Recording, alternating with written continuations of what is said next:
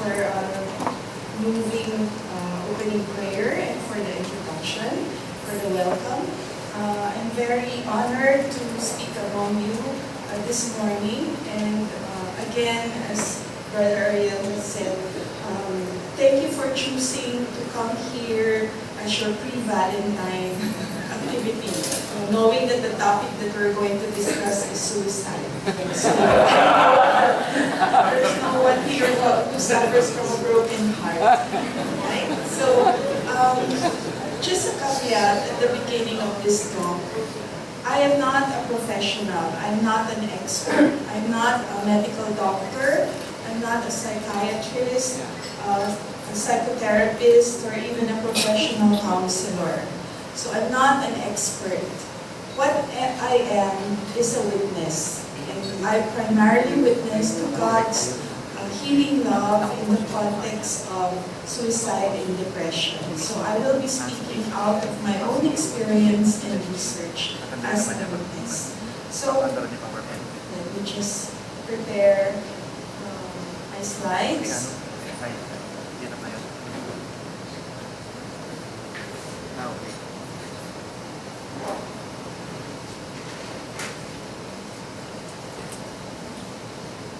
So the title of this talk is Love Stronger Than Death, a Theological Response to Suicide and Depression. So for this morning, I will begin with a global picture of suicide, giving you the latest statistics from the World Health Organization. Then we will look at the psychopathology of suicide, what happens inside the suicidal brain. And then we will look at the church's response, and this is through a contemporary moral approach. Finally, I will give some theological reflections as a response to suicide and depression. And finally, some pastoral considerations, which I think is very, very important in dealing with suicide and depression. So we begin by looking at suicide as a global concern. This is the latest statistics from the World Health Organization. There are nearly 800,000 suicide deaths in the world recorded in 2016, and it was the same figure in 2015, which makes suicide as the 18th leading cause of death in the world. So it accounts for 1.4% of all deaths in the world. And in fact, according to the World Health Organization, one person dies of suicide every 40 seconds. These global rates of suicide have been steadily increasing in the past 45 years by 60%. So that they predict that the statistics will be one person dying of suicide in the world every 20 seconds. So it is a very, very grave concern. What you have here is a graph from the latest World Health Statistics 2018, and it shows us the global picture of suicide by sex and by age. And you see here, the male is represented by red and the female by green. And you see here, there is a surge in suicide rates in the ages 15 to 24 and 25 to 34. So this is very crucial because this is the age range of our youth. So it is a very vulnerable age group. So suicide is a global concern in the world, and it occurs throughout the lifespan, but especially of great concern for us is that it's the second leading cause of death among 15 to 29-year-olds globally. Men are 75% more likely to die of suicide. And for every person who dies of suicide, more than 20 others make a serious attempt. And in the United States, the figure is 25 attempts for every suicide death. So that's very alarming. research has shown that depression is a major cause of suicide in all age groups. 60% of people who kill themselves suffer from depression. And in fact, around 15% of those who are hospitalized for depression ultimately kill themselves. And therefore, any person who is depressed is at risk. So given that, it is very important for us to understand the psychopathology of suicide. Why does suicide occur? What happens to people who are suicidal in the context of depression? So we begin by looking at what depression is. This is according to the Diagnostic and Statistical Manual of Mental Disorders, 5th edition. So the DSM-5 is like a Bible of the psychiatrists. So let's take a look at what the DSM-5 says about depression. So depression is a mental disorder characterized by 5 or more of the following symptoms during a 2-week period or longer. These symptoms involve a change from previous functioning, and at least one of these symptoms is either 1, depressed mood, or 2, loss of interest or pleasure. Now, as it happens, when we go through the DSM-5, we often self-diagnose. So please, so as you go through, remember that mood disorders are aberrations of what all of us, all human beings, experience, and that is human emotion. So we will resonate with some or a few or some of the characteristics or the symptoms of depression, just to warn you. So what are these symptoms? First, depressed mood most of the day, nearly every day. So you feel sad, empty, hopeless, tearful.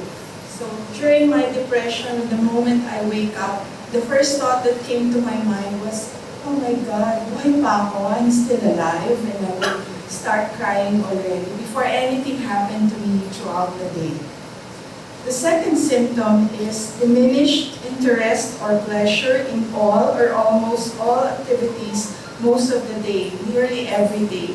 So these two symptoms are what characterizes depression most. And I remember during my depression having a vocation crisis because I could not bring myself to do the ministry of the Senegal. So it was a vocation crisis for me, and before, it was only until I realized that that was a symptom of depression that I was going through. So, what else? Significant weight loss or weight gain.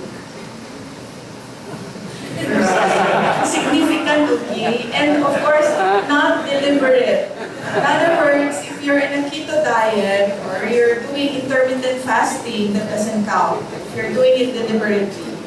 Next, insomnia or hypersomnia. So either you sleep too little or you sleep all the time. Then there's psychomotor retardation or agitation, and this should be visible to other people. It's something that other people also notice, that you're either running around like a headless chicken, or you have no energy to do things. Fatigue or loss of energy. So depressed people feel tired all the time. Feelings of worthlessness or excessive or inappropriate guilt. Inability to think or concentrate, indecisiveness. One of my tasks during that time was to make a rooming list of all our retreatants who come to our house. And that task should normally take a mentally healthy person about 15 minutes. It took me 3 hours. Because I could not concentrate, I was so indecisive, and I was so anxious. Finally, we have recurrent thoughts of death, recurrent suicidal ideation without a specific plan, or a suicide attempt, or a specific plan for committing suicide. And these are the symptoms of depression. And remember, you might see yourself in one or two. It's important to remember that for a diagnosis of depression, you have to have 5 of the symptoms, and 2 of them have to be depressed mood or loss of energy or decrease in interest in the energy. And you have to have them for 2 weeks at least or longer, right? And now I'd like to say, if you feel that you are depressed or you think or you know someone who might be depressed or even suicidal, please seek professional help as soon as possible. Okay? Only a professional can make an accurate assessment and a definite diagnosis. Right? So, when depression is a very difficult disease, and oftentimes close family members are in the best position to detect the potential for suicide, yet they experience great psychological and societal burden. So when a family member who is suicidal makes a repeated attempt and or expresses suicidal ideation, the burden on and the negative feelings on family members increase. And therefore, sometimes this leads them to overlook the potential for suicide in the long run. So it's very difficult. And this is compounded by the fact that it is often the period when persons are getting better from their depression that they are most vulnerable to suicide. So it's a myth when they say, oh, you're feeling a little better from your being depressed and you're out of danger. This is not true. Why is this? Because when you are severely depressed, you have no energy to act on your suicidal tendencies. But when you feel a little bit more energy, then you are more dangerously close to acting on those suicidal thoughts. So this bears remembering. So let's look at the neuroscience of suicide. What happens to a suicidal brain? So you see here, basically, and this is a simplified explanation, okay? So basically, suicide in depression concerns 2 important brain areas. You have the prefrontal cortex, which we can call the thinking brain, because it is in charge of, as you can see from our slide, empathy, insight, response flexibility, emotion regulation, body regulation, morality, intuition, attuned communication, and fear modulation.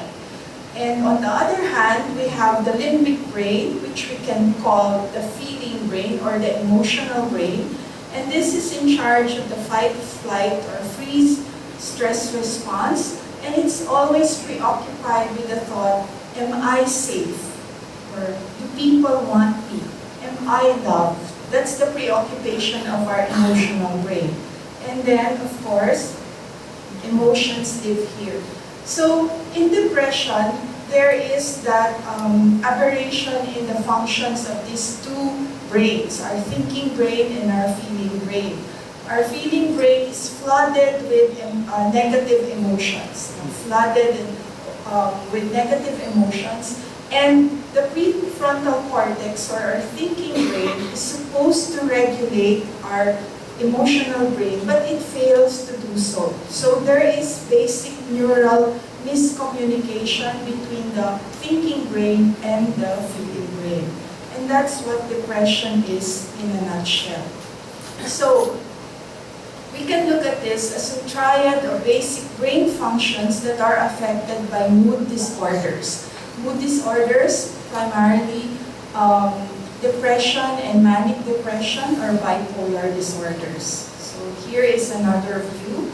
You see that our prefrontal cortex is here behind our foreheads, and our limbic brain is deep in our brain, covered by the cerebral cortex. So these 2 areas are the ones who are involved in mood disorders. So the first triad has to do with emotion. So that's why we call it a mood disorder. So in mood disorders such as depression or bipolar, we know that emotions are out of whack.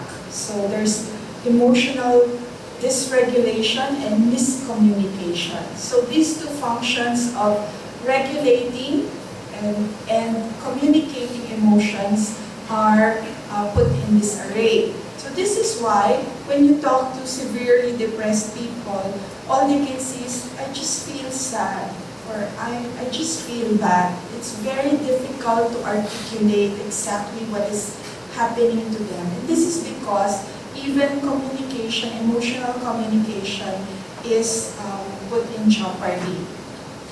The second triad is the thinking triad, the thinking aspect, and that is memory, decision-making, and concentration. Very often we look at depression simply as something that has to do with our mood. The person is sad, unhappy. But it also affects our thinking. So memory is skewed towards negative memories. So all you remember are negative things, your failures, the bad experiences you had. So it's all skewed in terms of negative memories. Decision-making and concentration are affected. So depressed people often find it very difficult to ask for help because they cannot think straight. They cannot think clearly. The third aspect is housekeeping. So it's the regulation of sleep, appetite, energy, and sexual function. So these are affected also by mood disorders. Now, these three functions interact in a dynamic way. So for example, because you have insomnia, so you cannot sleep at night, and then a few hours make you feel tired when you wake up. And when you wake up, you feel sad, and so you go about your day, and it's very hard to concentrate, so you make bad decisions. And the bad decisions make you feel worse. And so when you feel worse, it's very difficult to fall asleep at night. So it's a vicious cycle. So they all interact. Right? So that's the triad of basic brain functions affected by mood disorders. Now, suicide is a serious consequence of mood disorders, of severe depression. So what causes suicide? According to scientists, there are predisposing conditions. There is, of course, heredity or genetics. So it has been found out that mood disorders, particularly bipolar disorder, runs in families. Then we have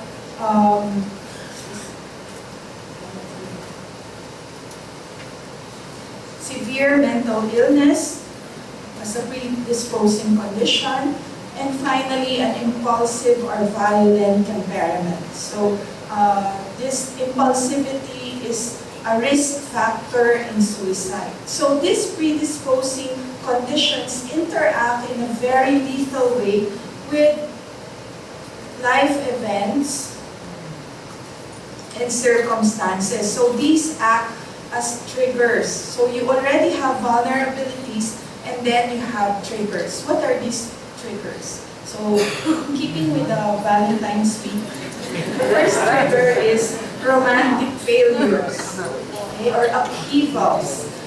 And then we have economic or job setbacks, okay, confrontations with the law, which I hope is not applicable to any of you. And then we have terminal or debilitating illness, shameful situations, or situations that are perceived to be a great shame, can be a trigger for suicide.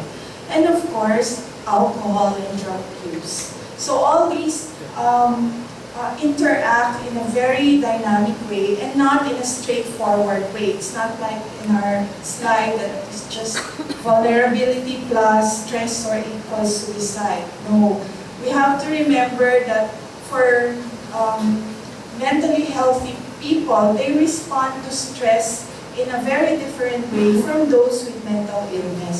So the response to stress is also different. So other factors are what we call ACE, adverse childhood experiences.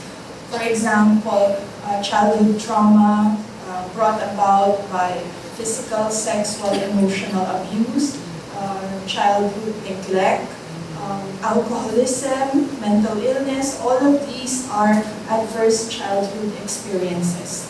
So they can be a factor in suicide. Then we have stressful events up to early adulthood. Now why is this so? Because our brain is still actively developing well into our 20s. And our prefrontal cortex, if you remember, is our thinking brain. So it develops the latest in terms of our brain developments. And so it is most vulnerable to stress. So that's why you can look at that as from childhood all the way to our 20s, we are most vulnerable to stress. Then of course, it's the current levels of stress that you have. And finally, another important factor is the level of social support. Having good relationships, having a community is a buffer against suicide. So it's important that one has social support. Okay. So this is what depression is and suicide is in a nutshell. How did the church respond to this? So before, St. John Chrysostom said, to paraphrase him, he said that those who die by suicide are worse than murderers. And I quote, we all regard them with horror and justly.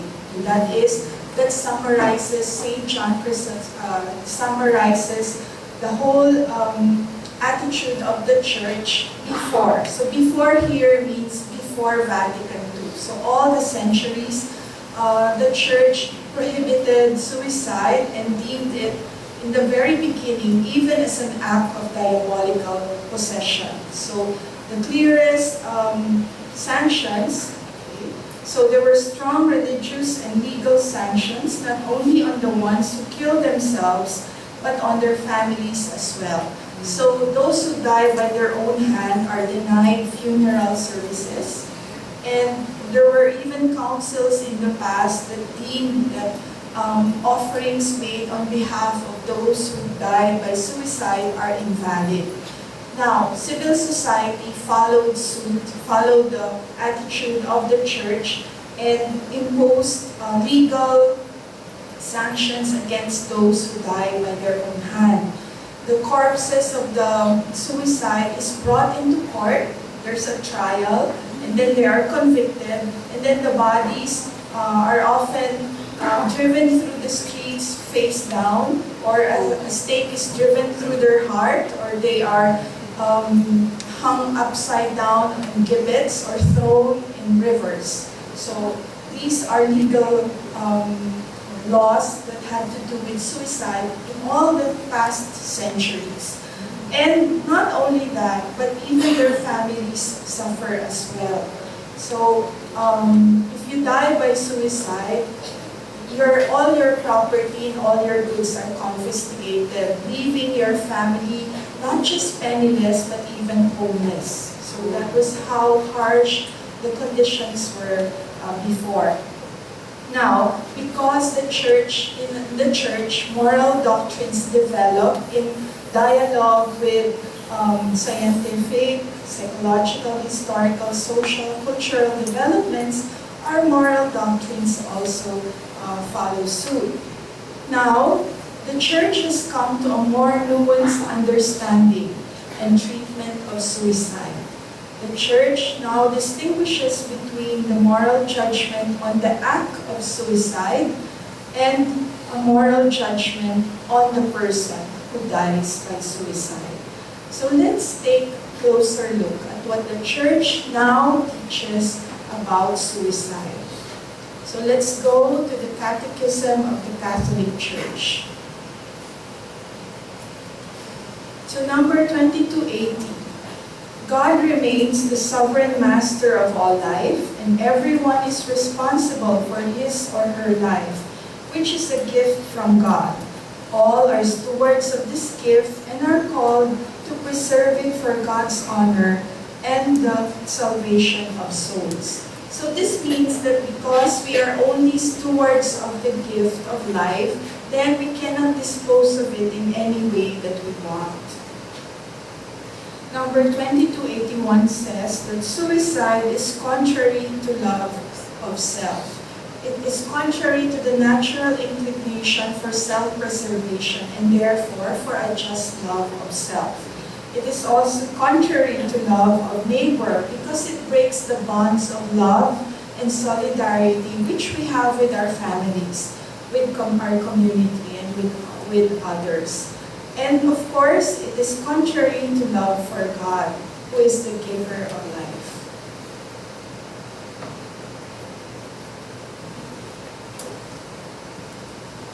Number 2282 states, and I quote here in full, "If suicide is committed with the intention of setting an example, especially to the young, it also takes on the gravity of scandal. Voluntary cooperation in suicide is contrary to the moral law.